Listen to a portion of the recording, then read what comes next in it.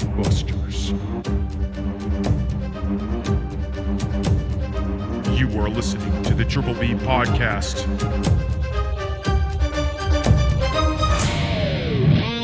Let's fucking go. Welcome back to a new episode of the Triple B Podcast, Bourbon Belts and Blockbusters. I'm Tim. I'm Ryan. And this is the show where we get to sip on some bourbon. Yes, we do. We get to talk about some wrestling. You're damn right. And we're going to talk about some blockbusters. Darn tootin'. Let's get right to it. Let's do it. We have our second week, the semifinals The of the King of the Burbs tournament. And the semis gave me a semi. There was some shockers in this one, at least for me, and I think you could say the same. But Yes, I was definitely shocked throughout, but you will check that out on our socials. yes, you will. And in the meantime, spoiler alert, these are the losers Yes. of They did not the win. semifinals. So, in spirit of last week, we took some of the losers, and that's what we sipped on throughout the episode. Yes. We We're doing the dwindled same it thing down here. to 4 this week, and these were the 2 losers, making it very Yes. simple to choose which ones we're going to sip on. So, Yeah. on my side, I'm going with my birthday bourbon. Ryan so graciously got me. Absolutely. This was the McFarland Reserves, the MR16. Gave it 11, I believe, on that Yeah. show. Yeah. Shocking. Again. Again, We gave that an 11 out of 10, and it is sitting here in the fucking the garbage bin the losers bracket. of the tournament. it was dethroned, unseated. It Yes, was beat. Yes, it was. Over on my side, I also have one of the losers in the semifinals round, which is the Center Stave. It's a port wine cask bourbon, which actually kind of works out perfect. That was your birthday one. I love me a good wine cask bourbon. Yep. So yeah, that's what we're sipping on throughout the episode today. You'll have to go ahead and tune in again next week to find out which of the 2 final bourbons wins the tournament. Hell yeah. Cheers, brother. Cheers, man.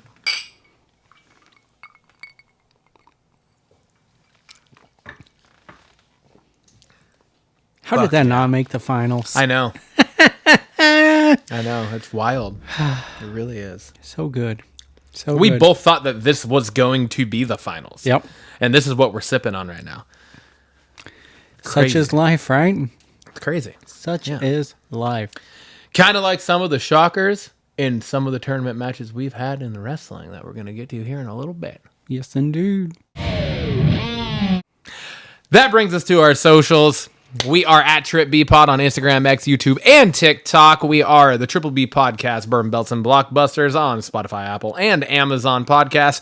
And we have our Gmail, triplebpod619@gmail.com. Hit us up there. Email us, send us messages, send us questions, send us bourbon suggestions, wrestling move suggestions for our cash-ins on social media. Anything that you want us to know that you think would be worthwhile, hit us up there. That brings us over to the bourbon talk of the show. Oh, yeah. It's my fact check turn, so let's get right into it. It wasn't too bad of a show for fact checking. Well, that's good. That's really good considering we were feeling pretty good. We were 16 bourbons deep last week when we started the show, and then we were sipping on about a finger and a half throughout the show. So That's true. that's That such is a true. weird way to measure. Yeah. Sipping on a finger and a half. Sounds really gross. A finger. Anyways, Anywho, so let's get right to it. So, we talked about the rating of Larceny and the Ben Holiday. I think we gave Larceny a 9.5 and brought up 8.5 for the Ben Holiday.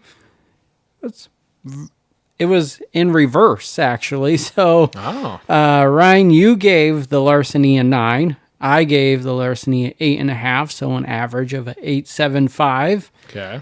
And then for the Ben Holiday, Ryan, you gave it a 9.5, and I gave it a 9 for an average of 9.25. So it was literally flip-flop Okay. on the rankings on that. All right.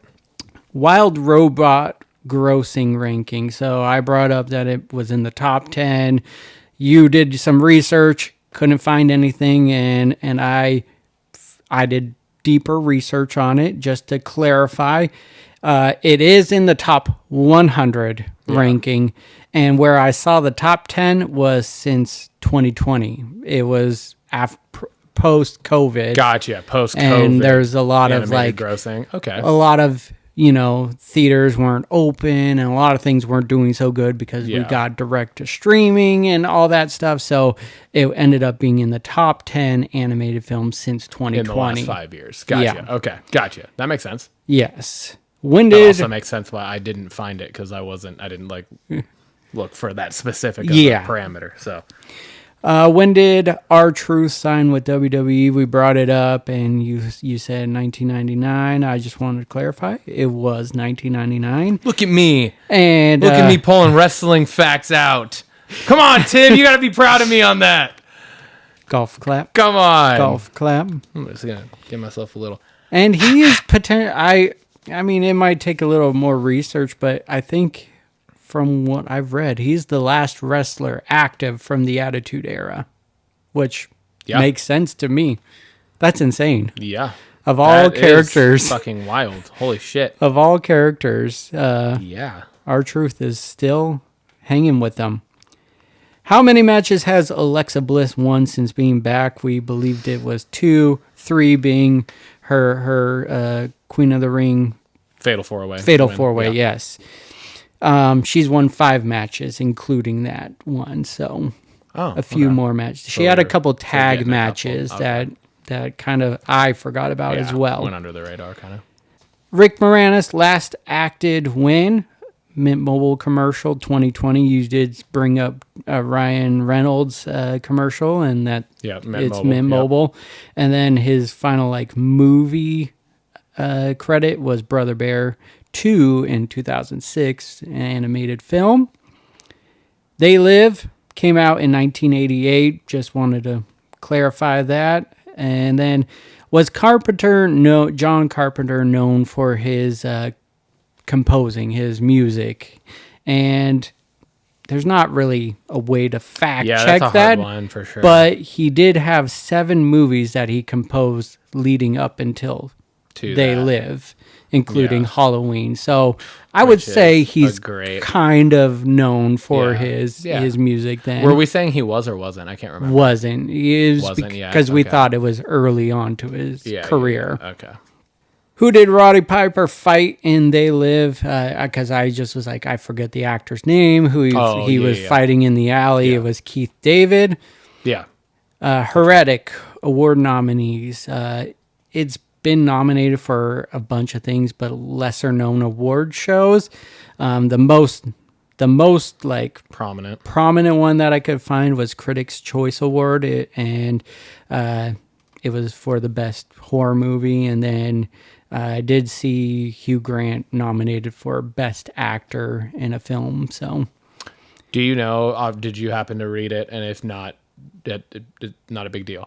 It doesn't necessarily matter. I'm just curious. Did you happen to see what won the best horror movie for that? I did not, but I believe it was because this was also the year of Substance and then Anora. Yeah, because it came out 2024. I don't know if Anora. Yeah, it came out in 2024. Yeah. I know. I was just curious, but I know the Substance swept a lot of award shows. So, and then lastly, Gladiator was directed by Ridley Scott. Both films. Gladiator 2 was directed by Ridley Scott. No co-director, so it was both Ridley Scott. Okay. Different writers for both movies. It looked at least that was my backup answer. That wasn't my actual answer.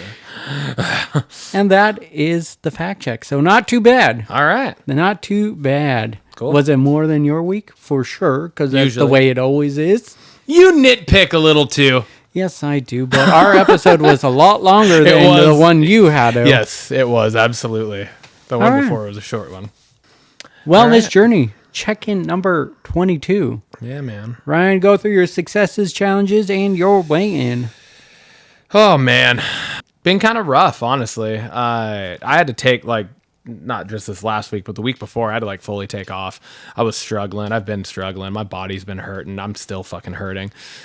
And it's just all sorts of just little nagging bullshit things that just keep popping back up for me, but they all tend to like flare up together, it seems like, which makes it really hard to fucking do things. And it was like the last 2 weeks of school too, which were, you know, that's always like a little more stressful. I'm doing a lot more. So it was just, you know, that is what it is. So that was definitely a challenge. Was just, I physically, I was like, I have to, and you know me, just being like, I'm not doing this for the week was fucking tough, but I was like, I need to listen to my body and I need to take that. Other challenges mixed with taking a week off, food choices. Again, I mean, I'm still tracking stuff, but there are definitely days and times where I'm just like, fuck it. And probably more so than I should be. Yeah. Not like overwhelmingly, but it's still just, you know, there's moments where, and I think this is a good thing though, too, because it is one of those things where I am like very aware of what I'm doing and what I'm eating and all of that, which I think is a good thing. Yeah. Because it makes me, where years past, I would, you know, I'd fucking be lazy on a night and I'd order pizza and I would down the entire fucking extra large, like family size fucking pizza by myself. And not until like after I ate the entire thing would I be like, oh, why the fuck did I eat that? You know? Yeah. Where now I'm like, oh, I have 3 or 4 pieces of pizza and I'm like, fuck, I don't need to eat that much. You know what I mean? So it's like, I am still way better than I have ever been before in regards to that, but for my own personal liking, and, you know, I'm my own worst critic. So there's things that I personally could make better choices on and eat less of or whatever. Yeah. Successes was that I was able to get back to full-blown working out again this week. We got our new setup in our garage. Got a weight rack. We got, you know, almost 600 pounds in weights. We got, you know, we just have a pretty decent setup now in the garage to be able to work out, which is nice. Makes it a lot more open and a lot more applicable to be able to do certain things, because it's like getting to the gym, as you know, also is not always the easiest thing, or just like it's not always the thing that makes the most sense. And especially like for me and Lindsay, because especially when I'm in work, when I'm at school, it's really hard for me to be like, hey, I'm gone at work all day.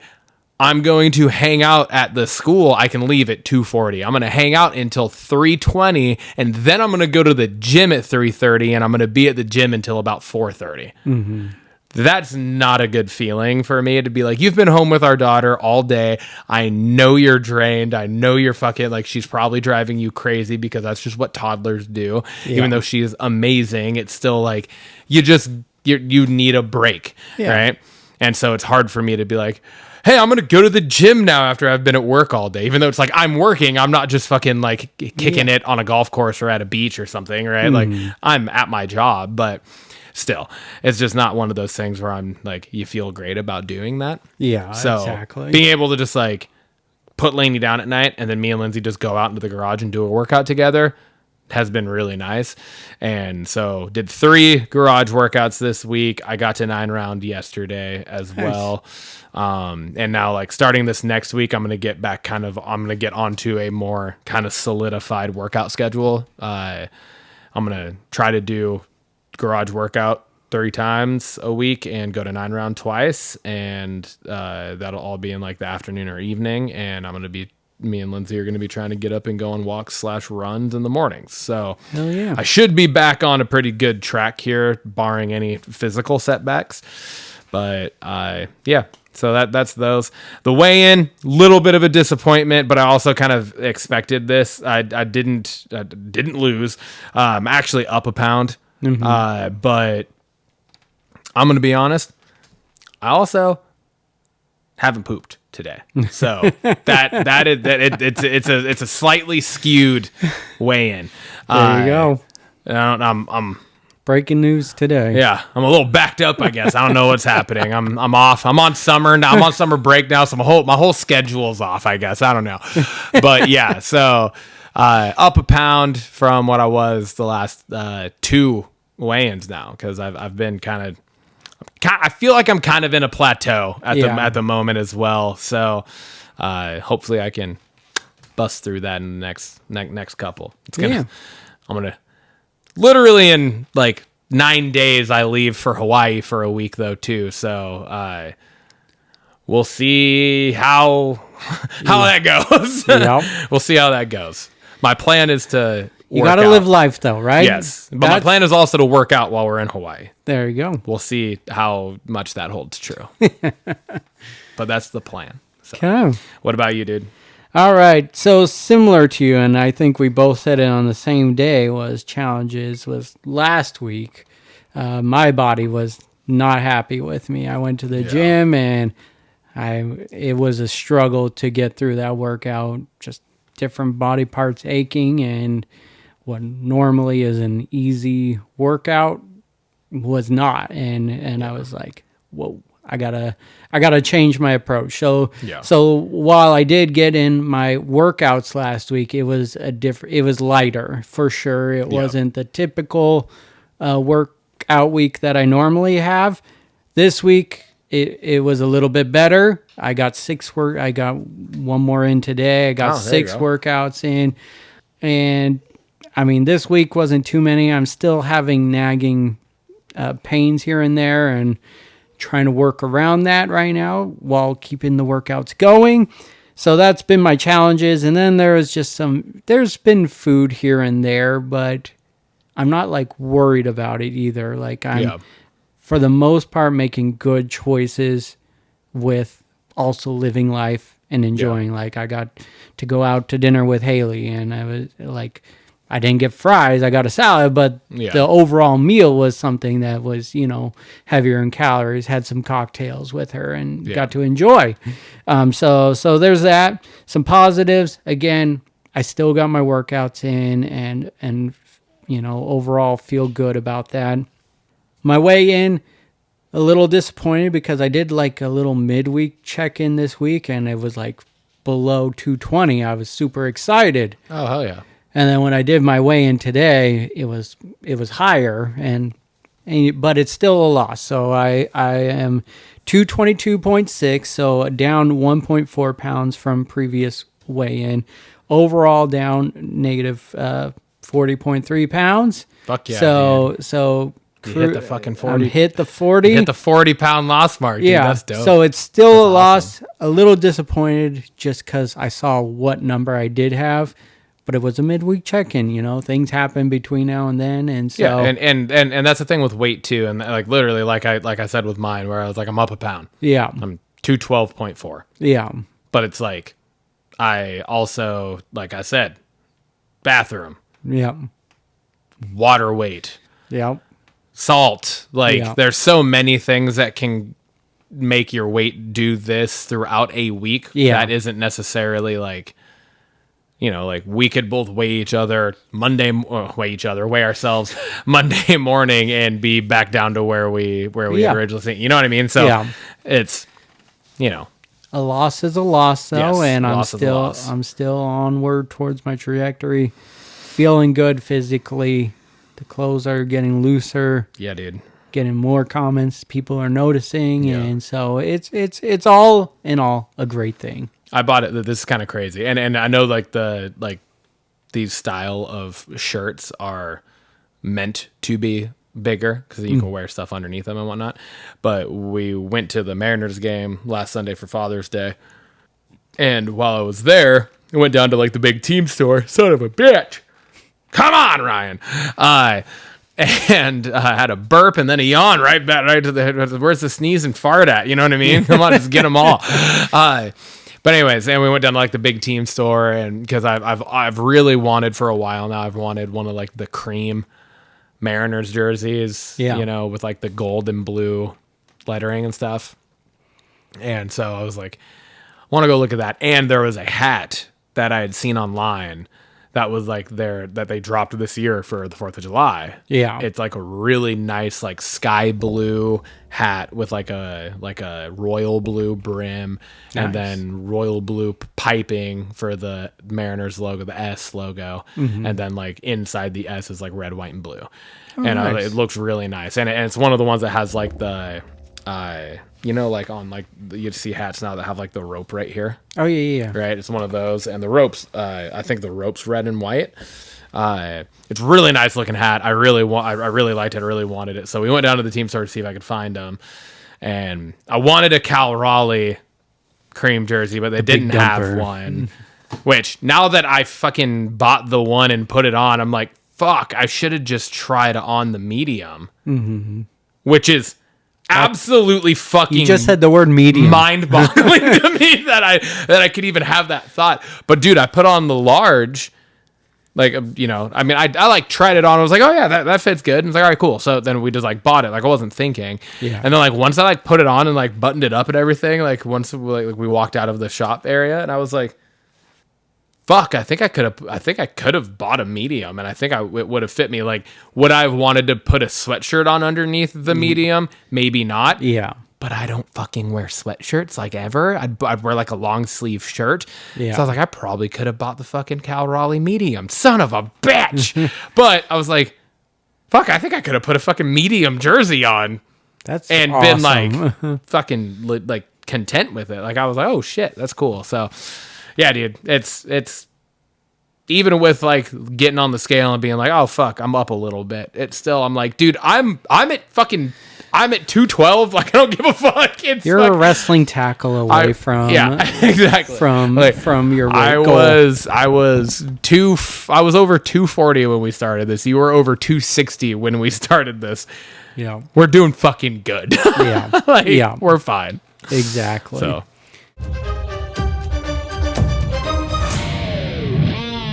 That brings us to bells.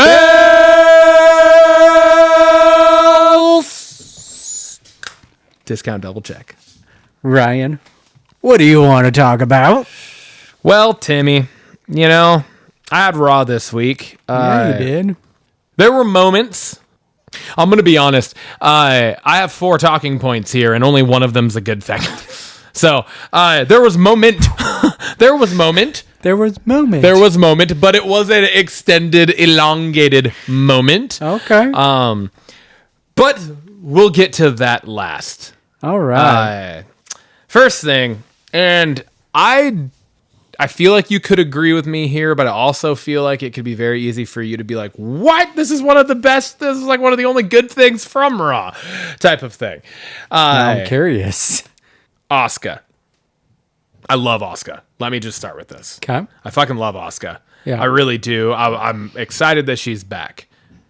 For things that have almost nothing to do with her, I don't like it. I don't like her being put in this match the way that it happened. And I absolutely 100% do not like that she won this match. I think that I thought it was bullshit. I agree. Okay. Not that she was in the match. I don't mind it. And here's the thing. It would have been totally different if... Why would you not do a mystery person in this in the women's too? Have it be this and have it come up to the actual entrance and have it be Asuka's music hits. Yeah. Why are you fucking promoting the fact that she's in this beforehand in the first place?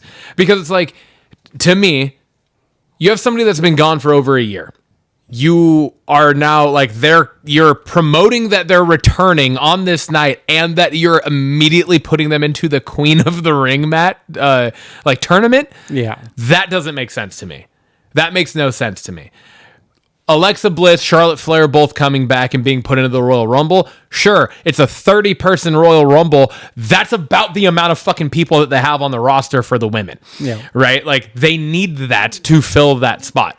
That makes sense. Shut up, Alexa! Fuck! Talking. Goddamn robots, Tim. It's a fucking robot house. But in a tournament like this, where there's 16 people, you have almost or over half of the fucking women's roster that you could have picked from here. Yeah. And especially with the fucking call-ups from NXT that they've done recently, what are we doing? Yeah. That didn't make any sense to me. And then having her win the match, I thought was like, if it was a surprise entrance, like it was like, oh, fuck, and you could get that pop that like, shit, fuck yeah, Asuka's back, it would have made more sense. Yeah. But the fact that it was, we already knew that this was happening, was to me like, oh, hey, Alexa Bliss is back. I'm not quite sure how to help you with that. It's because I'm not talking to you. I'm just going to refer to her from now on as Bliss. Okay. Bliss is back. Let's put her straight into the Royal Rumble and win it. Mm-hmm. Which is what they did with Charlotte. But, and we saw how that fucking went, right? Then it was also, we were like, fucking Elimination Chamber. Same thing, right? Yeah. Like, let's have her win it. No, they didn't, because it's not what makes sense. This didn't make sense to me. I didn't like it, which again, I'm kind of bummed about in the whole grand scheme of things, because I do really like Asuka. I think she's fucking awesome. Yeah. But it was just, and again, this isn't on her in any way, shape, or form. It's just on the booking and the creative behind it. I don't like it. Stephanie Vaquer should have won that fucking match. Hands down. Yeah. There's absolutely no reason. You just had her fucking pushed in. She won the fucking qualifier for the Money in the Bank. She's in the Money in the Bank, makes a huge impact in the Money in the Bank. And the crowd wasn't even behind Asuka here. They wanted Stephanie Vaquer. Yeah. So I was just like, what the fuck, man? That was so frustrating to me. Yeah. But No, I agree. I think it's just you're right. Like if it was a surprise, it would make more sense and everything. And then I still think there needs to be a pivot point. Like Charlotte winning the Royal Rumble, like it wasn't that big of a crowd reaction when she came out. And yeah, and so like you get plans built out way out in advance. But you also have to be able to be backstage and listening to the crowd. Yeah. And like Triple H needs to be back there and be like, yo, with Asuka here in this match, they're 100% behind Stephanie Vaquer right now. Yeah. Then you go into the ref's ear, because you hear stories all the time about this shit happening, right?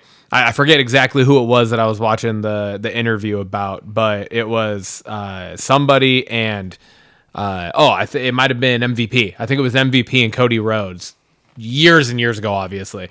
I think this might have been on an NXT taping or something. They had a match, and it was like in the middle of the match, like MVP was supposed to win it or whatever, and it was like right up towards the end, the ref was like, Vince wants Cody. And it was like Vince did it as like a gag on MVP. But still, it's like that's the type, like you hear about those types of things where they're like, they do make those calls on the fly. That's why the ref has the earpiece. The ref isn't just out there reffing. The ref is literally like the person that is guiding the match. Yeah. And is telling them timing and telling them, hey, now you're here. And like giving them the spots and everything, right? Yeah. Like, because it's all being fed in through them. So like you have that ability to do that. Why would you not do that in that moment? Yeah. And I know the rebuttal is, they listen to the fans to an extent, but they also have a story that but yes, I agree. But there's moments where you need to fucking, you need to listen to the fans, because I mean, Stephanie Vaquer is so well over right now. Yeah. It's like she's the most over woman right now, you could argue. I don't want to get ahead of myself, but this talking point's not over.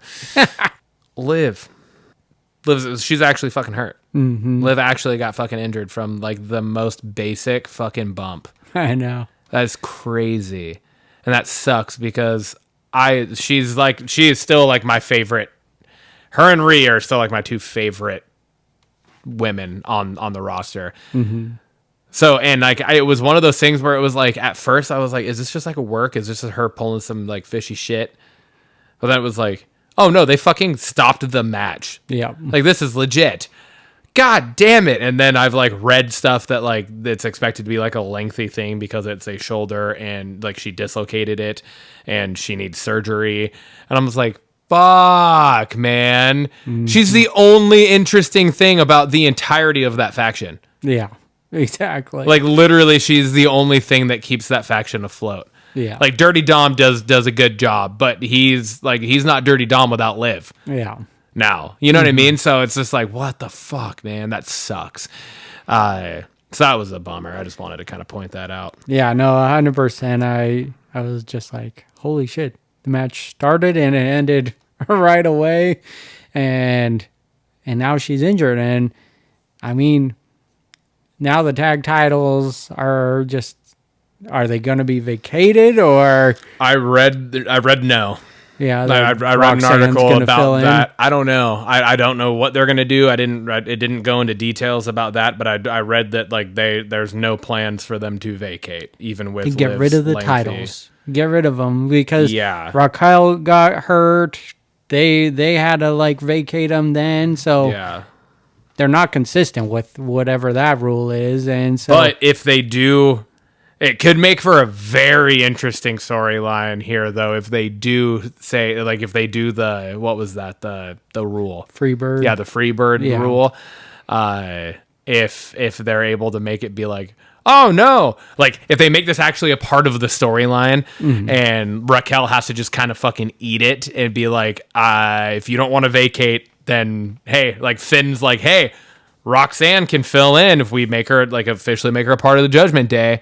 Yeah. Like that they could actually fucking swing this really, really cool, and then when Liv does return, have it be like a full blow up. Yeah. It's like they could totally make this That would really be the most interesting thing they've done with these tag titles. That's for because goddamn sure. I to this day don't know why they exist, and Yeah. ever since its inception, like the idea was there, Well, and then it quickly went to the wayside. and on Raw, Liv like was out talking about how that this is her division and all this stuff, and then was demanding a rematch for the world title while she's holding the tag championship. And it just goes back to all the shit that we've talked about. They don't care about it. The Raw tag titles and the women's tag titles are a joke. Zilch. They are. They're a joke. They mean fucking nothing. Yeah. They need to go back to for the men's, just one fucking set of tag championships that both brands fight for. Yeah. Which is what they've been doing with the women's, but we haven't had an actual tag team, an actual women's tag team almost doesn't exist on this roster. They don't even. No one's chasing after it. No one's going, I want the women's tag titles. But seriously, is there an actual, not they're the Judgment Day and they're the only two girls in the Judgment Day, so now they're a tag team. Liv and Raquel are not a fucking tag team. Well, there's technically now Natty and Maxine. No, that's fucking bullshit but- thrown together. but They yeah, haven't I agree. haven't done anything. They got rid of Have they every had a women's match? tag. No. Exactly. They're not a No, tag they had team. one. They had one. Oh, okay. They're Yeah. not a tag team. And they lost. Yeah, they're not a fucking tag team. Like, they're just two Secret people Harvest randomly is the thrown other in. But one. that's a faction. Yeah. That's not even a tag team. That's a faction. And we haven't seen Piper and fucking Alba Fire in an actual tag match yet, I don't think either. Maybe I one. think we've had, but But still, it's, Yes. you know what I'm saying. it's right? very bleak. It's just like, fuck. Get rid of the titles. Yes, get rid of them or fucking actually do something with them. Do better. I mean, what you propose with the Roxanne does It's put interesting. interest, It's but there's definitely no one interesting, but challenging them. Exactly. In order to actually have that be a thing, there needs to be people, actual tag teams challenging for the tag titles. And wanting to chase for it. You don't even hear anyone talking about them. Liv doesn't even talk about them. No, very rarely. All right. Sorry. Next thing I'm going to read straight from this because I have a paragraph.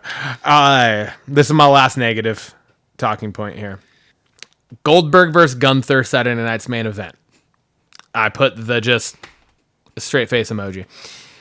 For the championship? 7 question marks, all caps. Hell no, absolutely not. That's bullshit. You take the title off Jay to stroke the ego of Goldberg. That's fucking insanity. Who let Vince back into creative? This is awful. There's nothing good about this. This is going to be fucking terrible.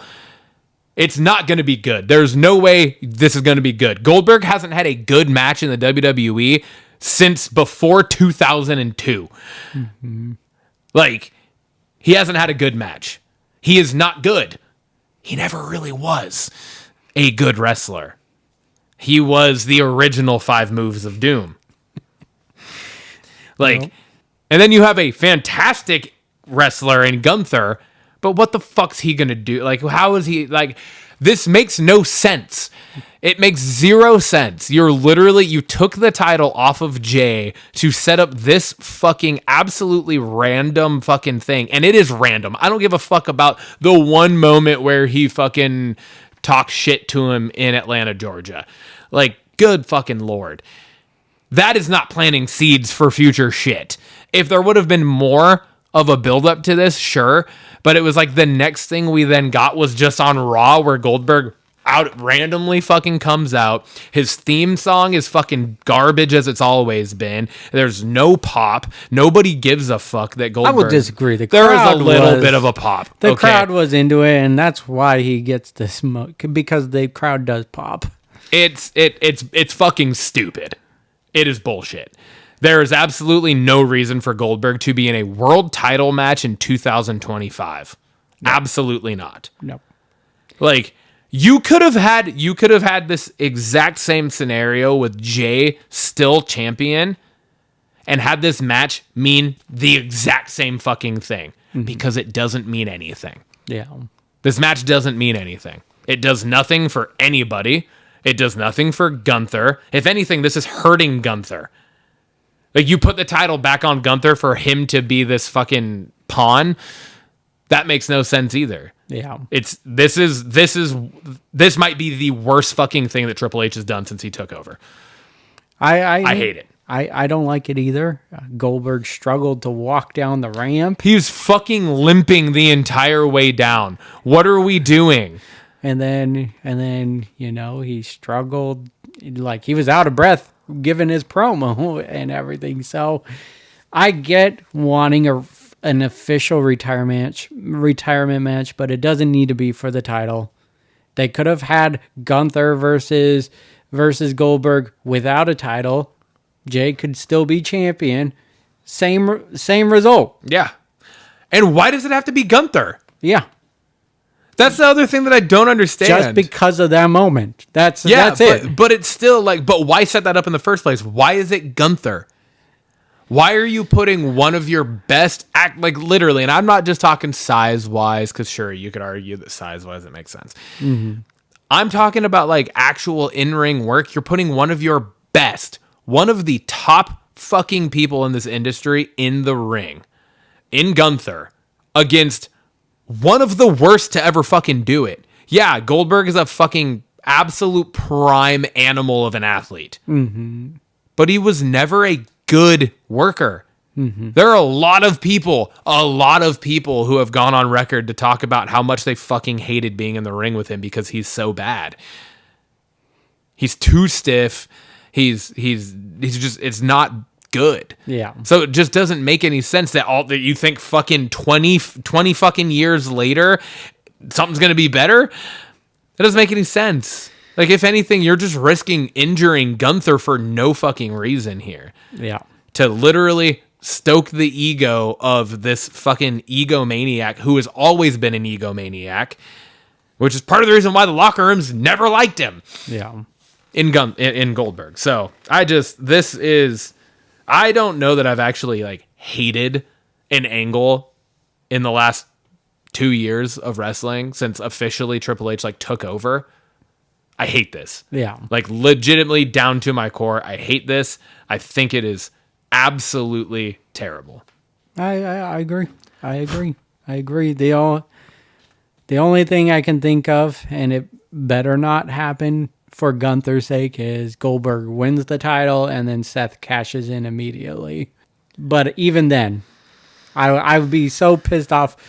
I'm already pissed off for Jay losing the title.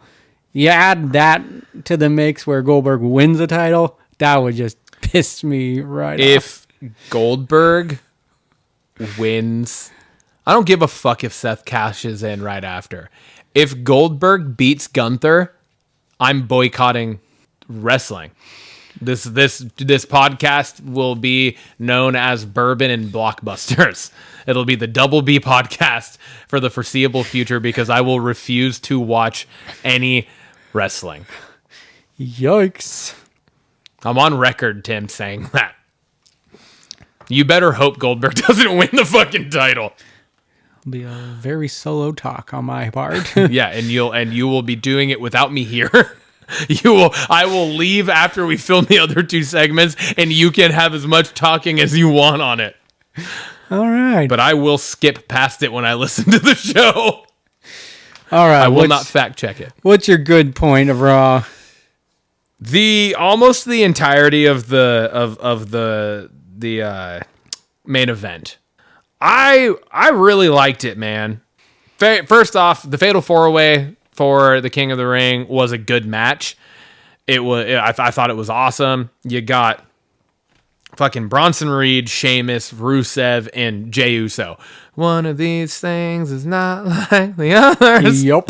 Right? And that's what I was thinking the whole time. I was like, this is kind of fucking crazy because you have what would have been who 20 years ago would have been considered a cruiserweight in this fucking match with these massive meat men, right? I mean, you're talking these big boys and then Jey Uso, right? So you're just like, this doesn't really fit, but I think it's perfect for just like the character that Jey has built and the storyline that he's built in the idea of just like still, especially with losing the title just recently, is that like people don't believe in Jey.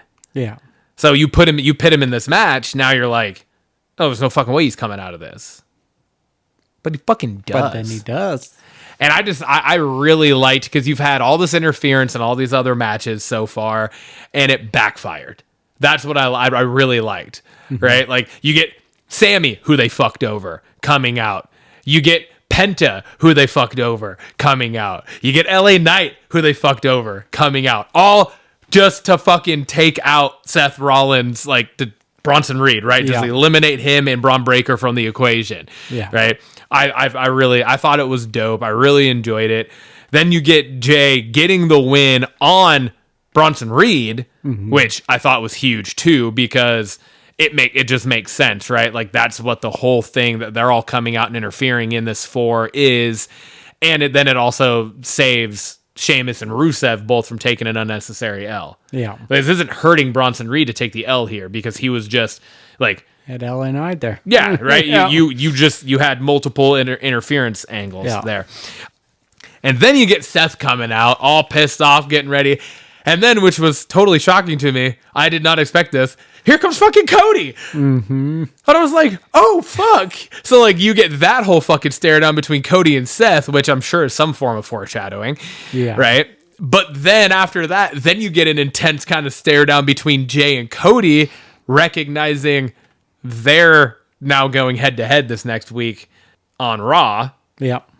The winner goes on to the finals for the King of the Ring in Saudi, right? So it was, I don't know, I liked the whole sequence of it. I liked all of it. I just, like, from start to finish, I was totally glued. It's, I think, the only really fucking point throughout this entire show that had me like that.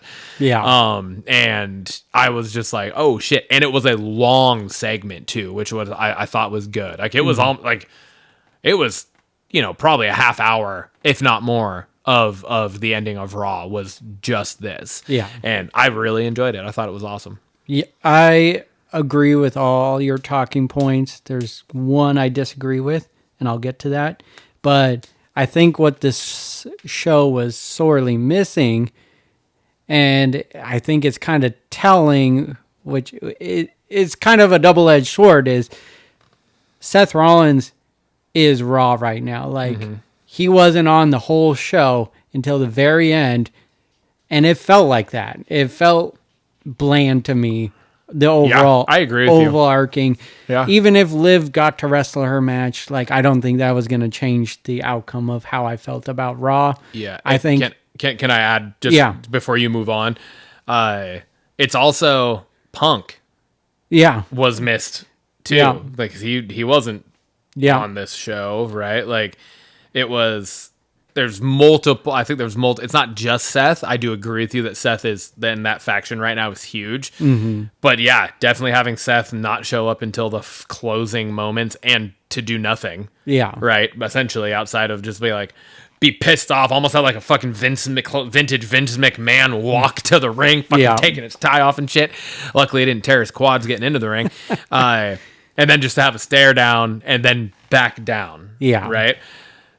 So like that's definitely a miss. That's definitely why the show felt like that. But then Punk and Cena recently both like have been, all three of them have been like the three kind of big, like them and Jay have been like the biggest moments. And then Gunther, but then the Gunther segment was fucking Goldberg and it was what it was. Yeah. So for sure. I think they need to take a hard look at Raw and quickly revamp things. If I can't be the only one feeling that, that Seth is the show Raw, or Seth and Punk. You need more to it's that. Monday Night Rollins. Yeah. And it has been for a long time. And it's showing. Yeah. Now, the only thing I didn't like, and it was more just maybe personally, is just Sammy getting involved. It makes sense, but I was like, you have your match on SmackDown. You're putting a target on your back getting involved in this. Yeah. And I was like, this just hurts your chances. And all I could think about was someone's going to get involved in Sammy's match. And maybe that's good storytelling, me thinking about that and worrying about Sammy in it all. So I don't know. I didn't want him to get involved just because of that. Yeah. And it didn't come to fruition anyways, but yeah. And I get what you're saying, but also they got involved in his match. Yeah. No, 100%. Right? So like it all makes sense. It all adds up for sure. Him and Jay are yes tight, and you know what I mean? So it all makes sense, but I definitely get what you're saying because like there has been this kind of running trend of people stretching themselves too thin and then it comes back to bite them, right? Like that was kind of the whole thing leading into Jay losing the title, which is still bullshit. Yeah. But you know what I mean? So yeah. But yeah. So I don't know. We'll see. That brings us over to SmackDown. Much better show. Oh, yeah. Oh, hell yeah. Much better show. Michigan, Grand Rapids, great crowd. Great crowd. They were awesome. Phenomenal crowd, start to finish. Love them. And what better way to start the show with the megastar himself, L.A. Knight. Yeah. If it isn't said enough, the dude is a megastar. If that opening segment doesn't get your loins tingling, yeah, dude. I don't know what will. What is the plan for LA Knight? Because he is still so over with the crowd. He has not been over with the crowd since he fucking got over with the crowd. Like there has not been a lull or a dip. And his current trajectory looks like a collision path with Seth Rollins. And that can't end well for LA Knight. I'm sorry, but Seth Rollins is going to go over him. Yeah. Because he's the big bad right now. Yeah. So what is his trajectory? Like, is he going to win a championship? Ryan, I'm putting you on the spot. Is he going to win a championship? Soon or ever? What's the question? I guess. You know what I mean? Because like he's not in the King of the Ring. So I guess that's like within the next 2 years, is he going to be a heavyweight champion? Within the next 2 years, yeah, I think so. I think so. I think he has to be. Granted, it's got to be post Mania, right? Granted, now Sammy exists. Yeah, so and that's what they're pushing. Is that storyline? But I don't. No, yeah, I think he will. I think he will. Because you're not going to have someone that's already in his mid-40s take the Sammy route. Mm-hmm. Right? Like, he's older than Sammy. I'm pretty sure. I'm pretty sure. And then take the Sammy route. Sammy's been doing this, for 20 years, whatever it is, and he has yet to get a world title. Almost barely have a realistic shot at a world title, right? I think he's only had Has he had 2? LA Knight? No, Sammy. Or is it just the one against Roman? No, because he faced Gunther, right? Yeah, okay. So it's like 2 official world title shots. Shots on the show. He's had a lot on live shows. But those don't count because they don't. titles don't change hands at live shows. So they don't count. Yeah, I just don't feel like you're going to put that, and especially with the fact that who knows when this Sammy angle is going to actually end with him getting a title. So it's like within the next 2 years, that still could be happening. Yeah. And if not, it's still going to be very shortly removed from, because I mean, you're thinking WrestleMania is probably the time that they would have Sammy actually win the title, because that would be the biggest moment. That would make the most sense. Yeah. If they're putting it on Sammy at all, then it would only be like within a year and a half from that point for this question, right? So it would just be too soon. So I feel like LA Knight will end up with a world title. I mean, he full-heartedly deserves it. It just never seems like the right moment for him. Yeah. Even, to us, it's the right moment. Like, he should have won Money in the Bank, or at least in our opinion. But, that's not the way it goes. And I feel like there is another angle that we're kind of overlooking, and it's the fact that, was it SmackDown last week or Raw? Well, it wasn't Raw this week because none of them were on it, so it must have been SmackDown last week. LA Knight came out and kind of confronted Cena. That was SmackDown last week, I'm pretty sure, because it was Cody, Orton, and then LA Knight. Yeah. And so I mean, I don't know. There's that option there as well, that maybe we get a LA Knight Cena situation during Cena's farewell tour, which I also don't necessarily see going LA Knight's way. But there are 2 world titles. Yeah. Right? And I feel like Seth is just like, he is just connected to the world championship.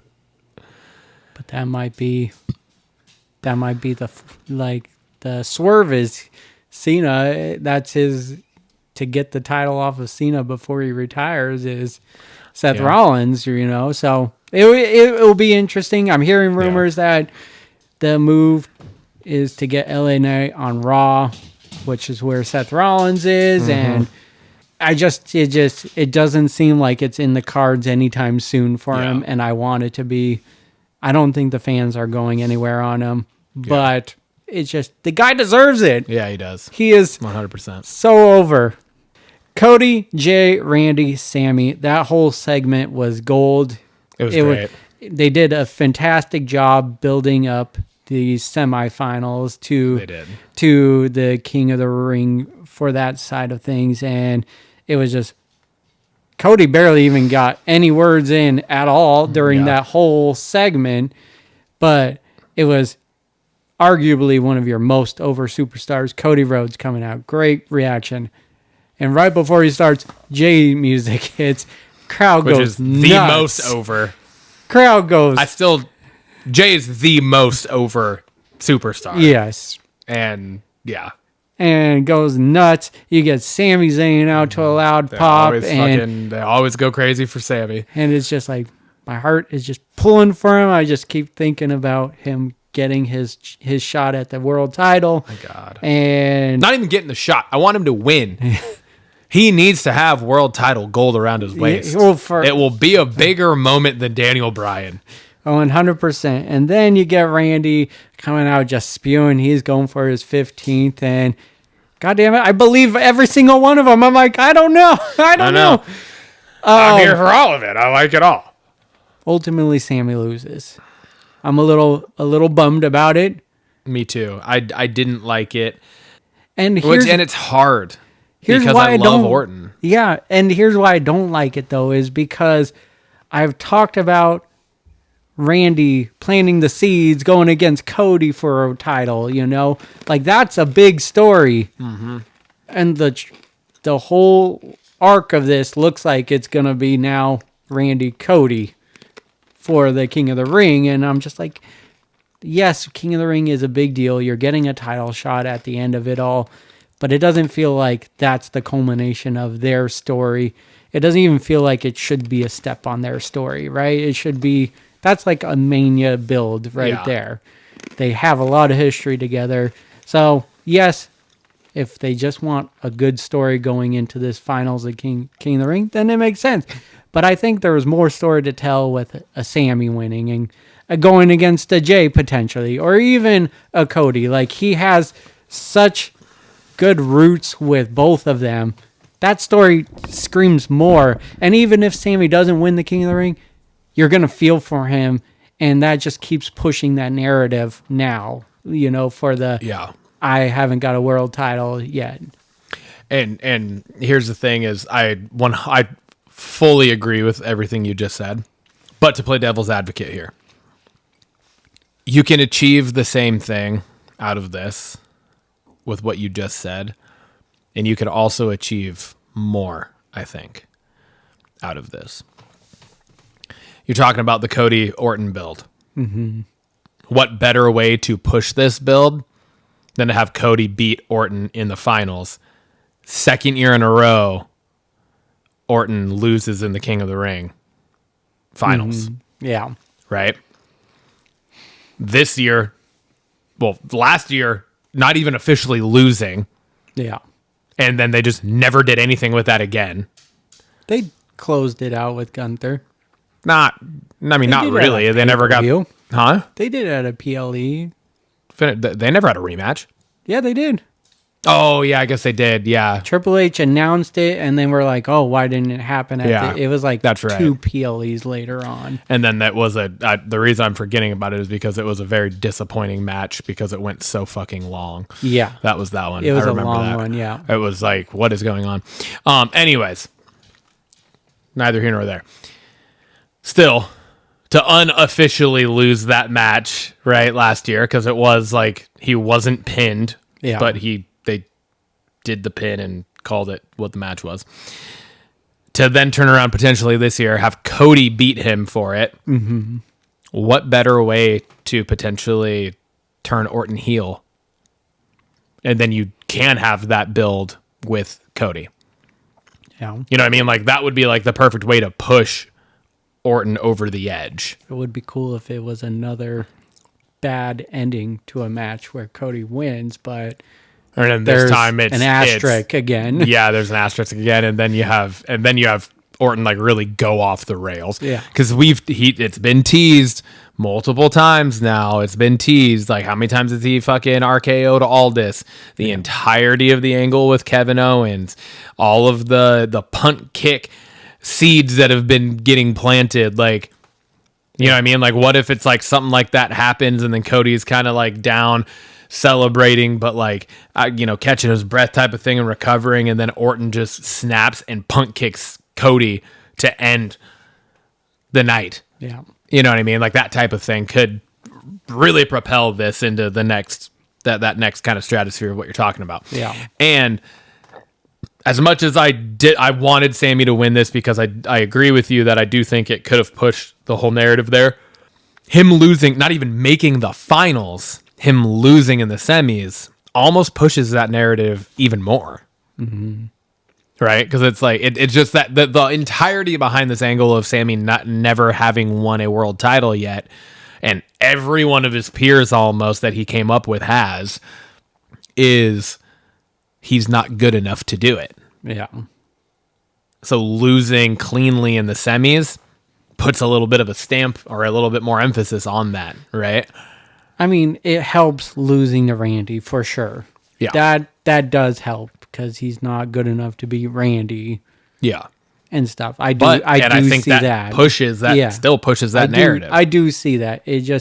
I think there could just be a little more depth to it if he got to the finals and can't beat Cody or Jay. Yeah. And it's just like he's so close, and he gets that close every time. But like losing to Randy helps. I think you can. I feel like Orton winning and then potentially losing to Cody and spurring that, and still having the Sammy loss here continue to build, I think you're getting more out of it than if it was the flop. Because if you have the flop, now there's no setup for the Randy Cody build. Yeah. at all. Does that make sense? Yeah, I see that. So that's just where I was, again, playing devil's advocate. Yeah, I see. I think it's like we might actually be set up better for a more prosperous storytelling across different storylines in the future with the way it is playing out, even if I don't necessarily like it in the moment. So. I see it. I got a heart for Sami Zayn. Same. And it breaks every time he can't make it. I know. So I know. kind of like in the same line of LA Knight, but Yeah. just a little more for Sammy. All right. Jacob Solo. I thought this was a really good segment, not only for Jacob and Solo, but for Jimmy. Yeah. And I'll tell you why. Solo really sold his emotional part in this. I thought did really well. I know he got some, bad intentions in the long run of things, but overall I think he did a good job trying to get Jacob back on his side. I like Jacob's retort to this and going, if it's gold, let's go. Yeah. And put it out there right away. Then you get JC coming out and attacking, and then following Jimmy coming to the rescue. And on paper, it just makes sense, Come to Jacob's rescue. Solo's been making your life miserable. But then there was the part where Jacob goes for the I'm calling it the howl at the moonsault because he's the werewolf moonsault. Get Okay. it? There you Howl go. at the I like it. moonsault. He went, and you could see a little hesitation from Jimmy, like, should I protect Solo? Because that's his brother. Mm-hmm. It looked like there was a little there. So there's story there for Jimmy now, and I like it. it. I mean, ultimately, I think, is he going to side with Jacob? Yeah, but I was a little excited to see that there's a little hesitation there. Yeah. Whether that was on purpose or not. Yeah. And I don't know that it necessarily was, just because of the fact that you did get Jimmy instantly super kicking his brother. Yeah. So that also doesn't really make that much sense either, but I see what you're saying, and that is just like the intricacies of the storytelling into everything, and like you said, whether it was on purpose or not. Again, might be reading too much into it, but I think there's a story there that they can build off of. I liked the kind of hesitancy between Jacob and Jimmy. Mm-hmm. And that kind of tension too, because it's like, yeah, Jimmy just came out and like helped you, but also on Jimmy's side, kind of looking at Jacob like, you've also made my life a living hell, but they are currently, and then you have Jacob just kind of standing there looking at him like, jump. If you're feeling froggy, jump. Let's go. Yep. He's like, all right, I'll take on anybody. I don't care. And that's what I love about Jacob Fatu right now. Like, he doesn't give a shit who it is. He'll fight anybody at any moment. Yeah. Well, we got that match at Night of Champions now for the U.S. Championship. I think it'll be a good match, and so excited for that. Yeah. Lastly, John Cena pipe bomb. Actually, just John Cena CM Punk build in this SmackDown. So first you get the yin and yang hype video of CM Punk and John Cena, which I thought was well done. Super awesome hype video. And then almost 14 years to the date of the original pipe bomb. Yeah. They waited till next Friday. It was exactly 14 years. But regardless, almost 14 years to the day, we get a match with R-Truth, a table, which happened 14 years ago. And then you get wait, the match was with R-Truth? It was John Cena, R-Truth in a table match 14 years ago. And Punk came out. R-Truth got John Cena through the table. And he was doing basically what CM Punk was doing last night, just resting while the pipe bomb was happening. God damn.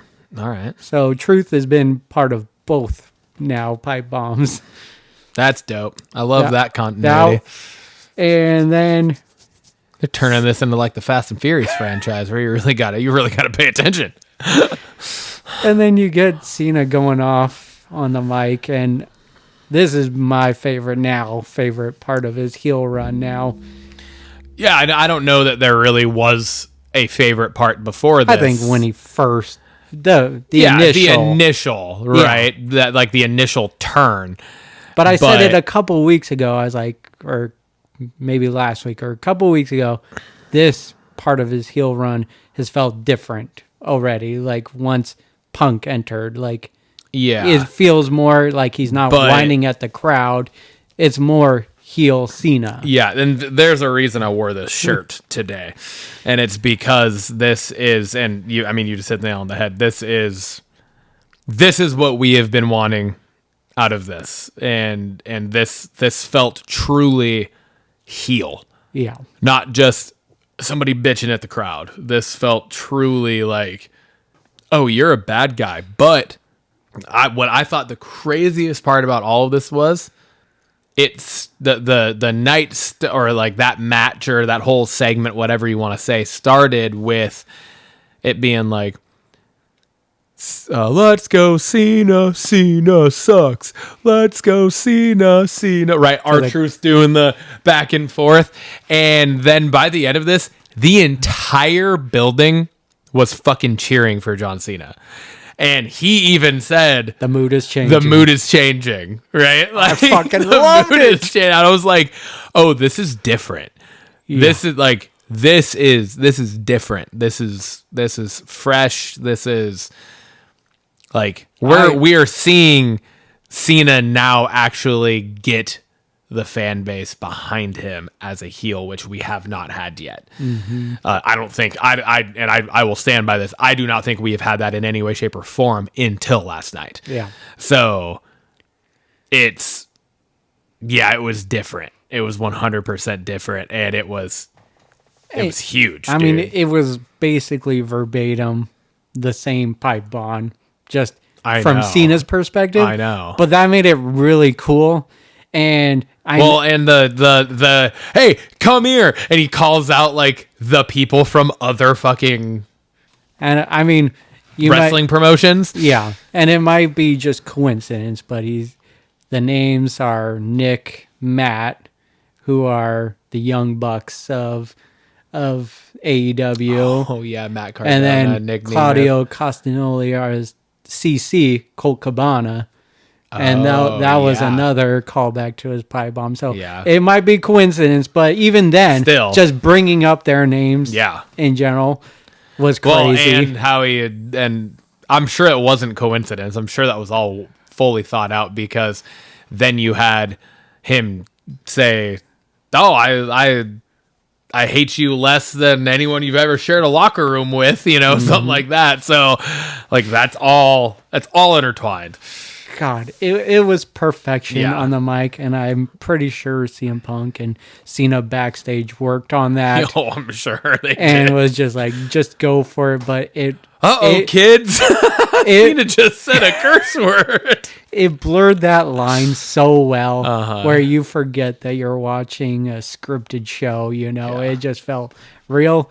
It was just perfection, and I absolutely wish they wouldn't have it. used the cuss word on bullshit, though. I wish they would have actually let him left the motherfucking building. Yeah, I mean, that was probably pushing it. It was on USA. I know, but still. But I mean, I wish they could have let him get away with and goddamn in there. I know, but still, it would have made it, because it should have bleeped it out, because it just, that felt a little corny, but that feeds into Cena's character a little. But I think it could have used it. I want to rewatch it back. I've watched it like 3 times. It sounded to me like they dubbed over fudging, because they have a delay. Well, yeah, I watched it. It sounded to me, and I watched it like twice. It sounded to me like they dubbed it over, and that I feel like he actually said it, but they dubbed it over. I watched it on Netflix, and it was mother fudging, and then I watched it on the USA. Well, Netflix just because it's on Netflix, they don't. Well, I know. They don't let shit go. They still blank out everything that's said. But they bleeped out. Stupid. They bleeped out goddamn. But then when I watched it on actual USA, because I recorded on my cable, and and it didn't blurt out, it didn't beep that out. Yeah. And then it beeped out right before mother fudging. So, I don't know. Well, that's why so it did bleep out. So it could have been. That's why I'm wondering if he actually said it, but they dubbed it over. Maybe. I don't know. And turned it in, because to me it didn't sound like, it sounded like you're watching like an old show that does that, or like when they like put that into certain songs, you know what I mean? Yeah. That's what I was like, oh shit, he actually said it. It was gold. It was. This feud fucking feels like it fantastic. should And be. then for him to then come back and say, yeah, I just ripped off your promo to make you look even more stupid. Like, to just add more to it, to just be like, oh yeah, by the way, everyone, I'm aware that what I'm doing is what I'm doing. Yeah. And that's the reason I'm doing it. Fuck you. Like, it was perfect. insane that he came back to do that. Which I know. was fucking awesome. It was perfect. It was seriously awesome. great. Well, I'm assuming we both have the same banger of the week. Yeah, before we jump to that, because I left kind of a hanging Chad here, because I thought you were going to talk about it, but I kind of forgot how good of a show SmackDown was, and you didn't talk about it. I said that this talking point was not done yet, because I figured we were going to talk about it once we got to SmackDown. Asuka beating Alexa Bliss? Fuck you. Anyways, let's move on. I didn't want to talk about it. I just wanted to put a period on my talking point. That was fucking bullshit. Yeah. They're fucking saying fuck you, Alexa Bliss, to help her prop up Charlotte Flair. Yeah. It's fucking dumb. Fuck Charlotte Flair. Alexa Bliss is 1,000 times better. Anyways. Banger of the week? Banger of the week. Cena's The pipe bomb. Yeah, it's the pipe bomb.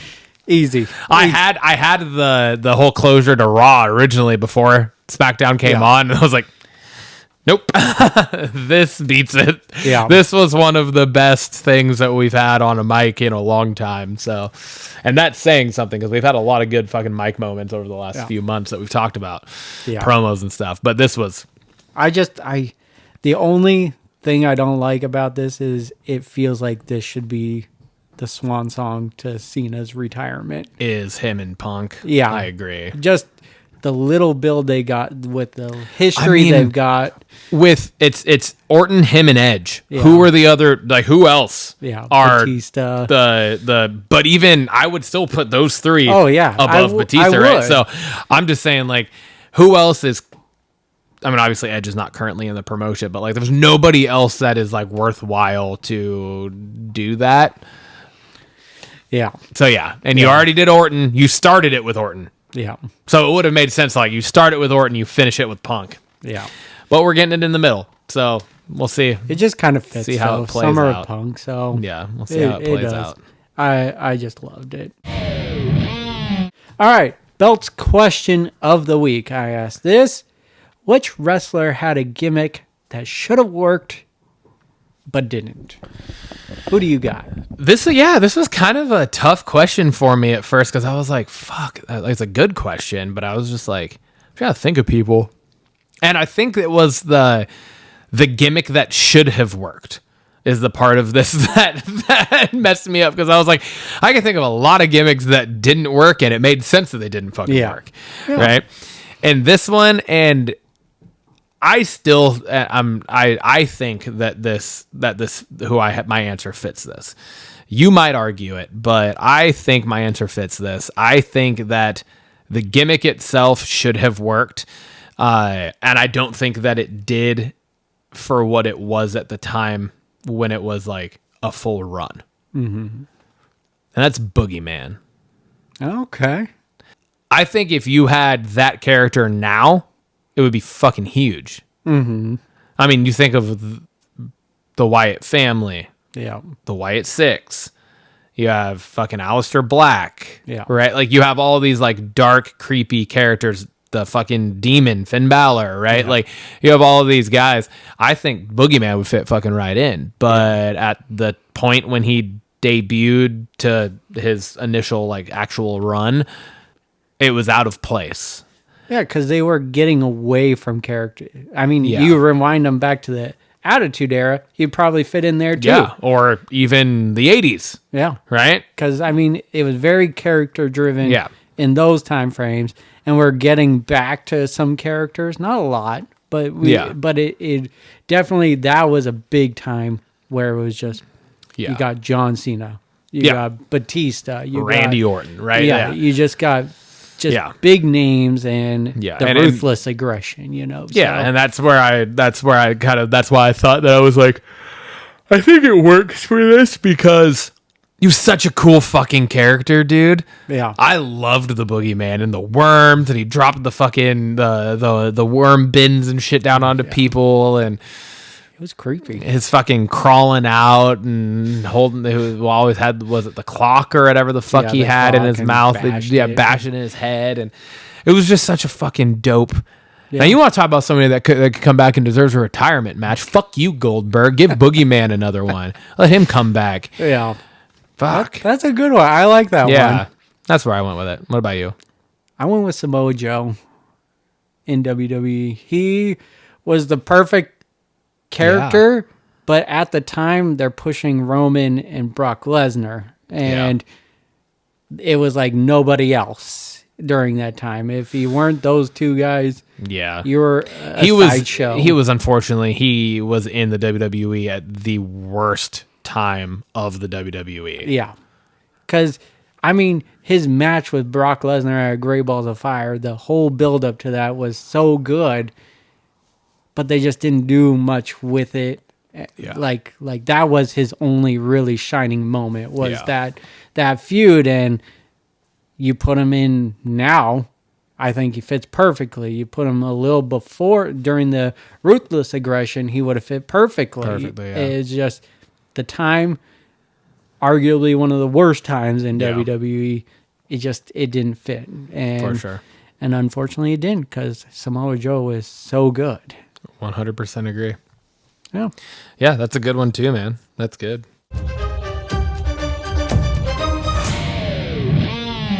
That brings us to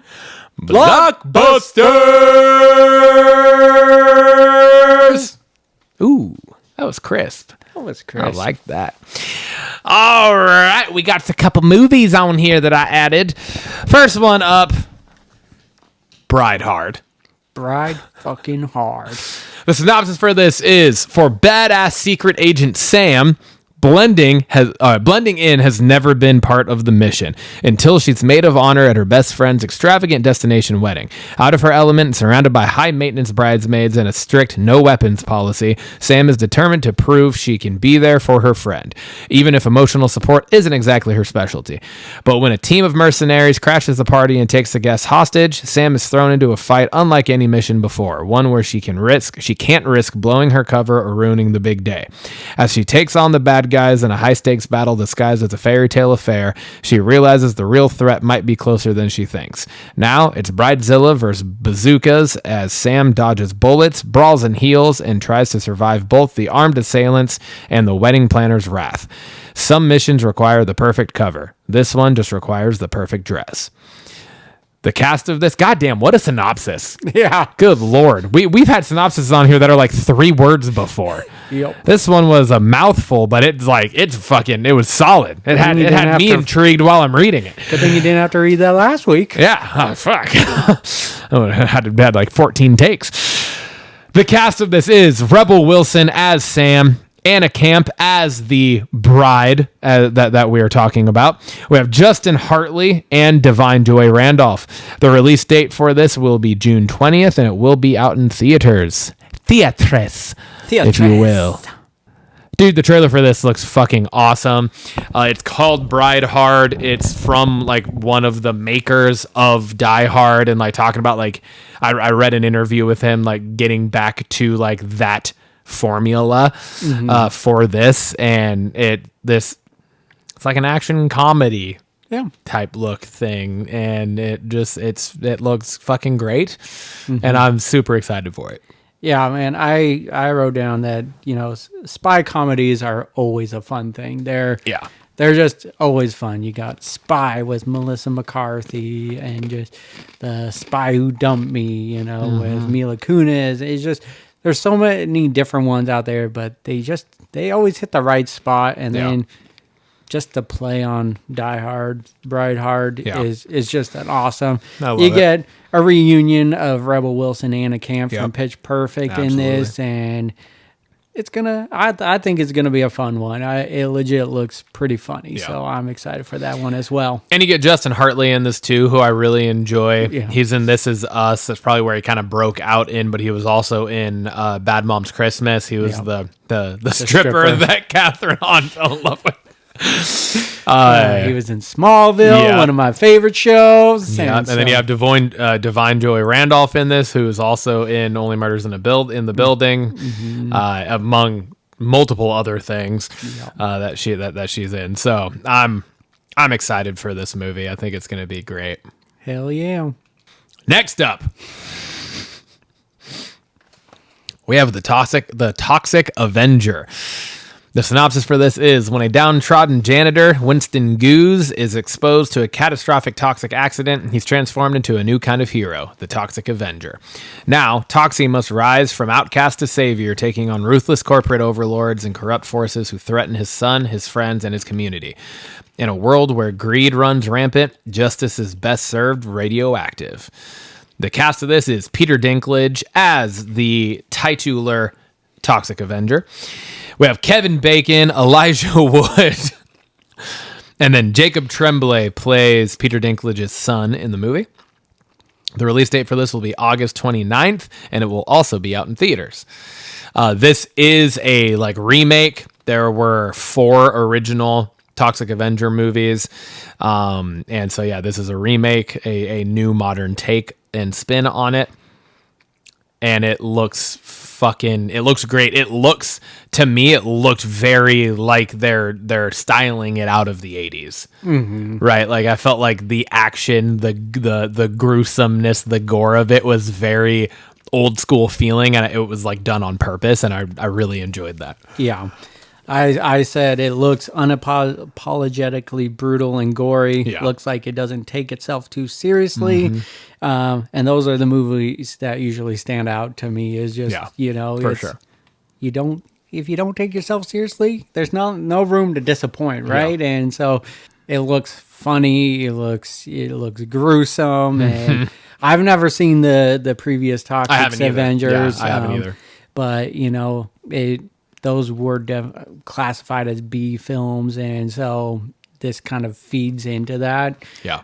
But with the popularity of Terrifier, who this is one of the minds behind this movie, should be a fun one, and those movies are too. So really excited for that one. Well, and also with how just big superheroes are right now, how big The Boys on Amazon is also.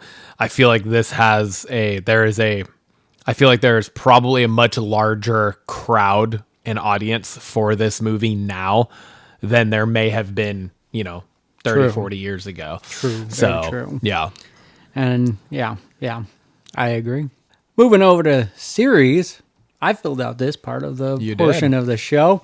Untamed. In the vast expanse of Yosemite National Park, a woman's death draws a federal agent into lawless terrain where nature obeys no rules but its own. The cast is Eric Bana, Sam Neill, Wilson Bethel.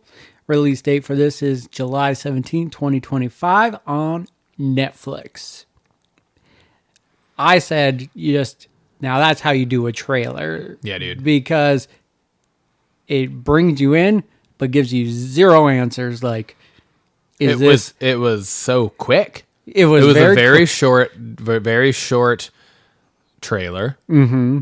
And there was a lot of breathtaking landscape shots. Yes, yeah, for sure. Which I think really feeds into just what this is, right? Because where it says lawless terrain where nature obeys no rules but its own, and it really you got these in if it was just a National Geographic view, you'd just be like, fuck, this is beautiful. But in this context, you're like, this is terrifying. Yeah.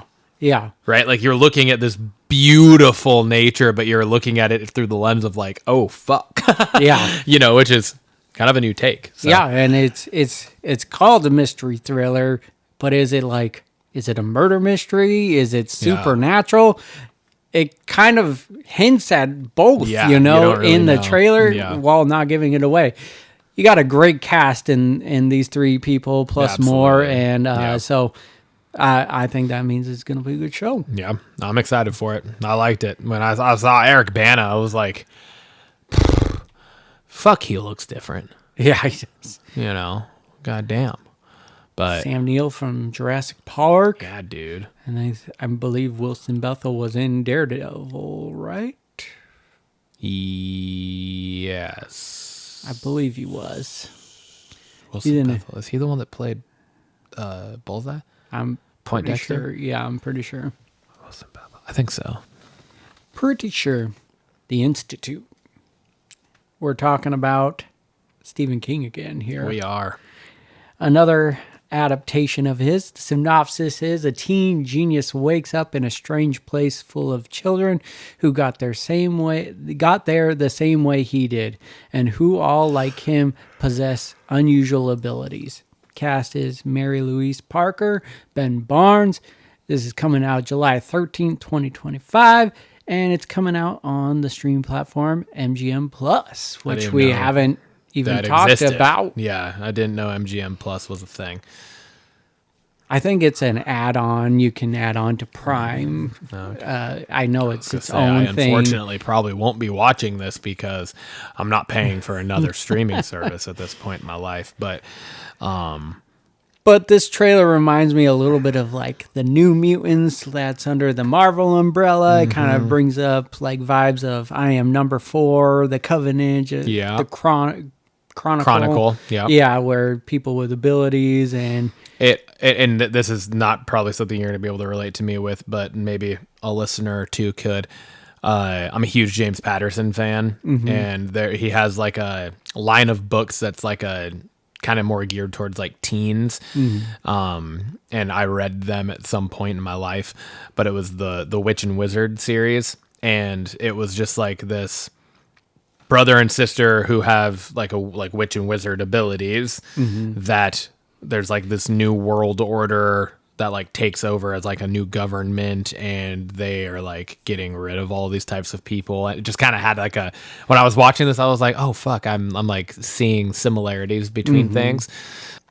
And yeah, so it just like, that's kind of what I related it to in my mind.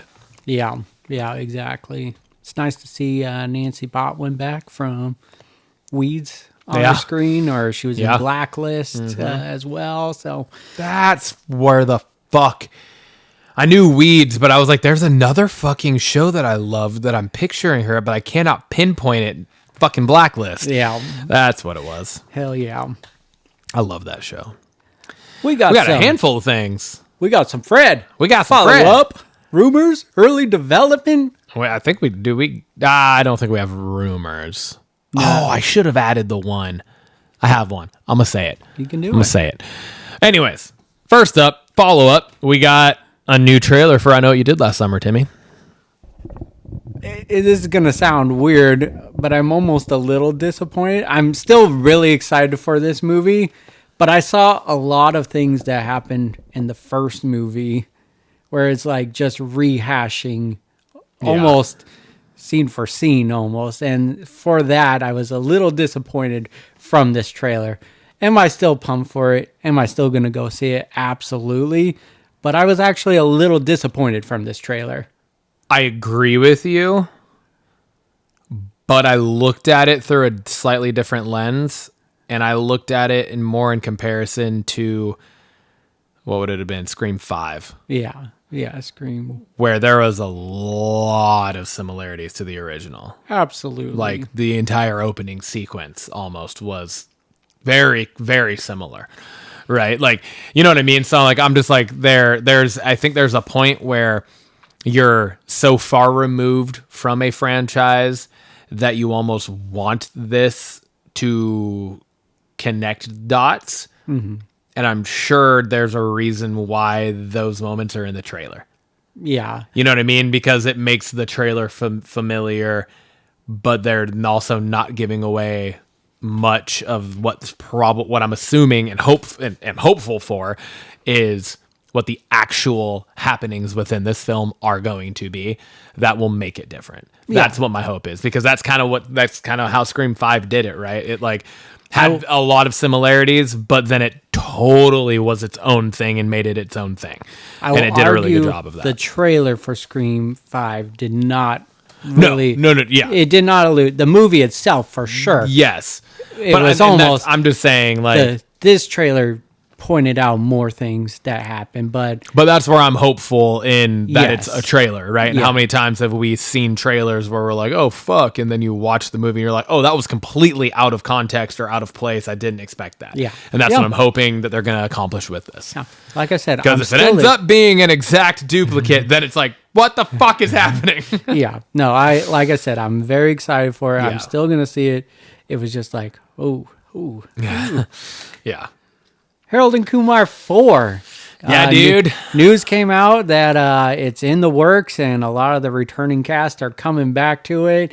The last we left off was a Harold Kumar Very Christmas or something like that. A very Harold and Kumar Christmas was the last we saw of these characters. But again, we've talked about it before. Comedy is back, and so should Harold and Kumar. Absolutely. Just excited for it. I will be so excited to see, and especially if they can get NPH himself back, just to see what they can fucking come up with now in the world that we're in now and blend these two eras together. Absolutely. And in the fucking most funny way possible. It's going to be fantastic. So I saw this, I was going to add it, and then when I went to add it, you had already done it. I was like, fuck yeah, let's go.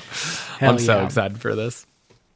I did not know about this. Vision Quest. I actually read this last week as well, but just some information came out about maybe a premise of what the show is going to be, because we haven't heard a lot about the show and when it's going to be. So this is what we got. White Vision is in search of his memories and his humanity, where he travels to Madripoor. From this, he finds Ultron in his human form, and from there, the story continues. So it almost just feels like we're going to not really see the characters, White Vision and Ultron. It's more, from reading this, it seems like it's going to be a human version of these characters almost. Well, no, I think you're going to get White Vision, because that's what the whole thing is based in. But the human version of Ultron is very interesting, which makes a lot of sense in the fact that one of the only other pieces of information that we've gotten before this for Vision Quest was that James Spader was expected to return as Ultron, which means we're now getting James Spader in the flesh, not as a robot. Yeah, which is going to be really... I'm really interested to see how you get Ultron in his human form when he was kind of construed via like AI essentially through Tony Stark. So that's interesting. Yeah. So just a little blurb I got out there.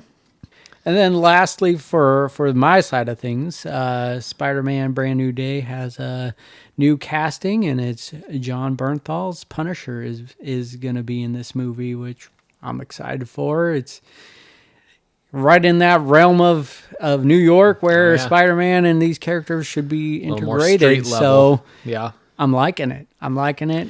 That to me too, and hopefully, and especially now with the fact that the release date for this has not been announced, that it's getting pushed, that this is still expected to come out July of next year, is now pushed, and Doomsday is now pushed past it. Yeah.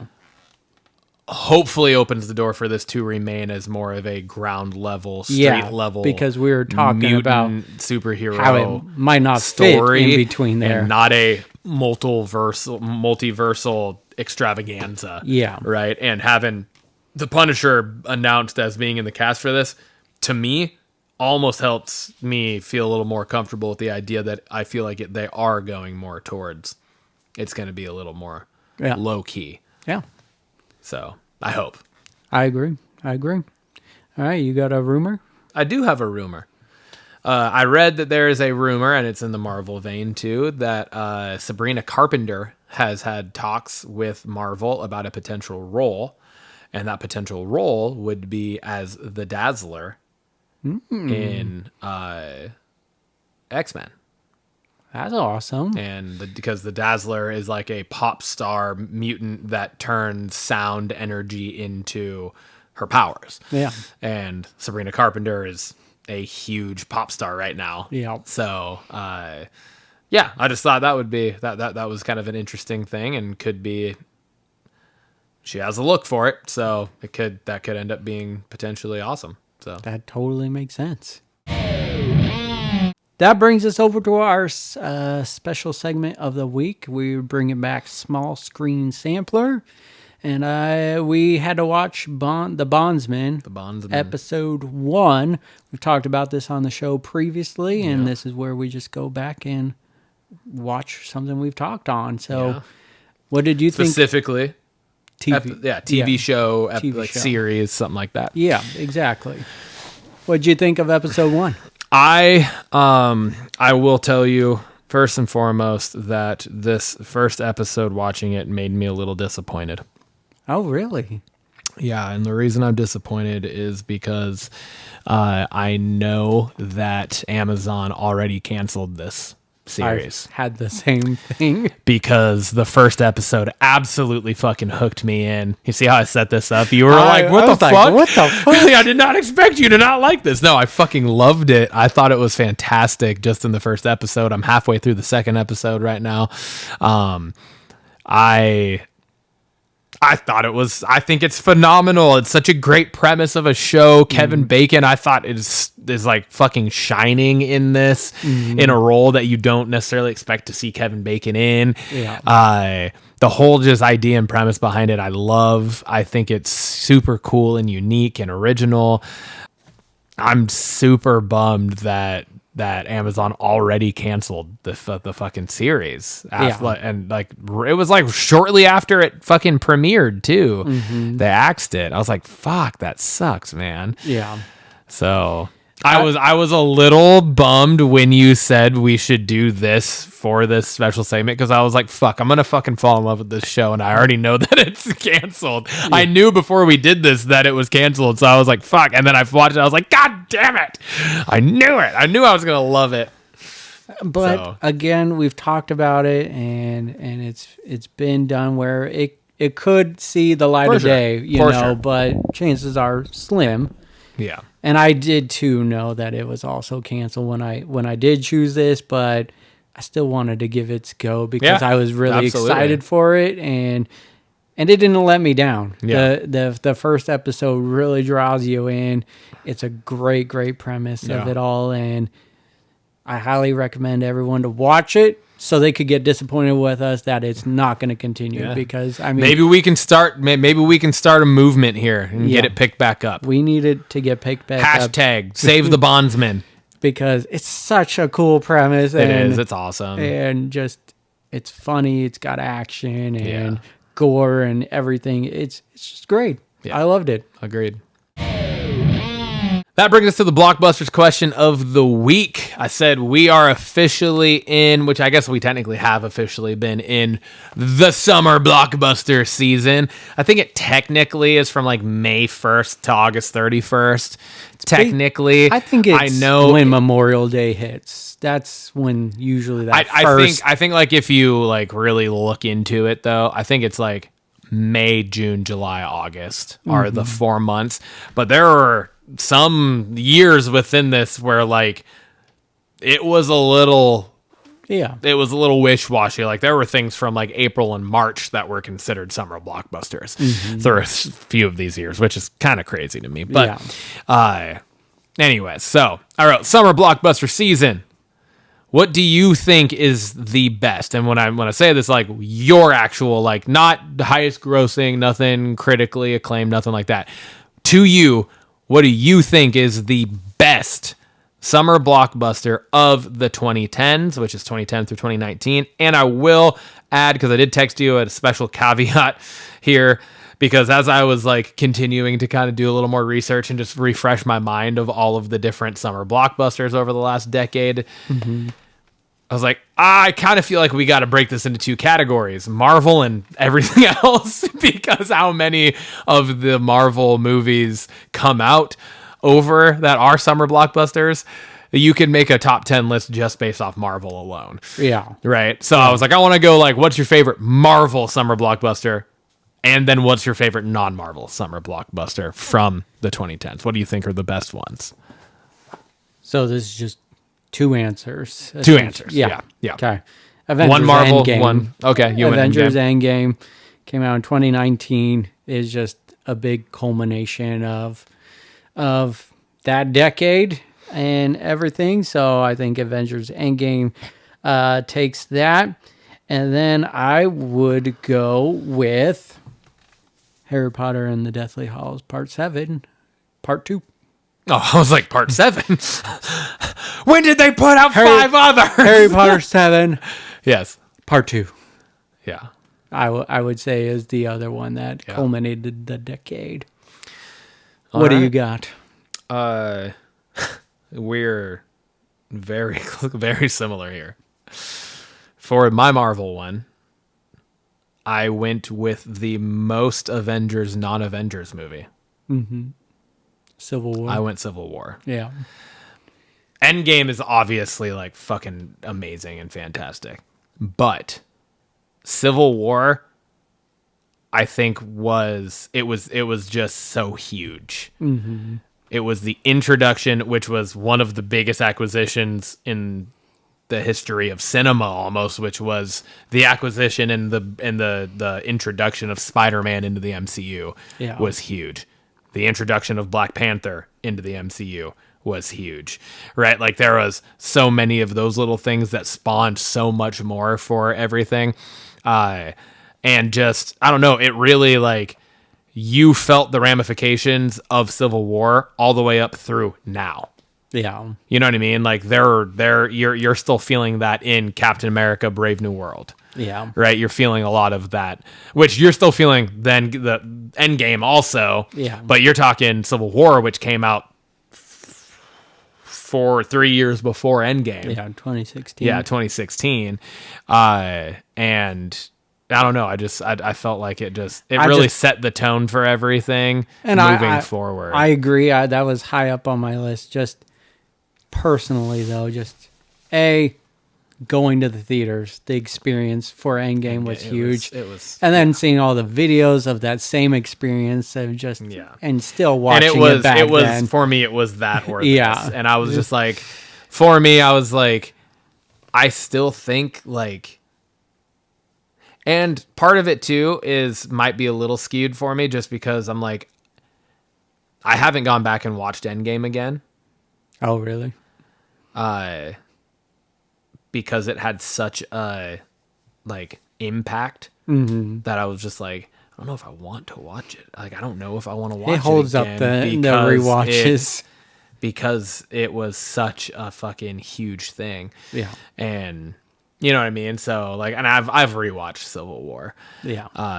So I mean, maybe that you can almost argue that I should have picked Endgame because of that exact reason, but I don't know. I went Civil War on it. And then Harry Potter was the same thing. It was just the culmination of now that being its 8th movie of a huge universe. So what was your non-Marvel? Harry Potter and the Deathly Hallows Part 2. That one was easy for me. It's my favorite movie franchise of all time. Yeah. And I've talked about that specific movie on here multiple times. It is just such an impactful thing on me growing up. Like, I either read or my mom read the books to me growing up when I was little, depending on obviously the age I was. And then me and my mom went and watched like every Harry Potter in theaters together. So like I saw this one in theaters with her too. Yeah. Probably That was back in 2011. 2011, yeah. I mean, there's probably not very many movies me and my mom have watched together after that because that was going into my senior year. You know, we've maybe watched a couple since then, but that's like the one primarily that I remember most recently was that. And so that's just like special thing in my heart. Just going, that was me and my mom's thing for a long time. And I don't know. I love Harry Potter. So yeah, it was this. I'm going to give you a runner-up just outside of Marvel and Harry Potter. I have a runner up too. I can give you. Horrible Bosses. It's so funny. I oh my god. Fucking love that movie. It's so good. And it so holds up. That is not my runner up, but Yeah. we are on the same fucking wavelength because my runner up was Ted. Yeah. So it's so funny that we both picked essentially an Avengers movie. We both picked Harry Potter, and then we both went with a fucking raunchy comedy. Yep. That's awesome. Yeah, because I was like, because there was a part of me where I was like, do I pick Harry? Because like that's the obvious one for me, and that is the one that I would pick. But I was like, I've talked about it so many times, like. But it's the best. It is. Summer. It is. But I was like, is that too on the nose for me? But I was like, fuck it, I'm going with my heart. Yeah. But that movie was one too that was kind of in that time frame of being like kind of on the downhill side, if not like fully kind of done with those types of comedies, but it was still like hit and was fucking a killer. Yeah. So, yeah, man. Yeah, man. It's episode 55. 55. In the books.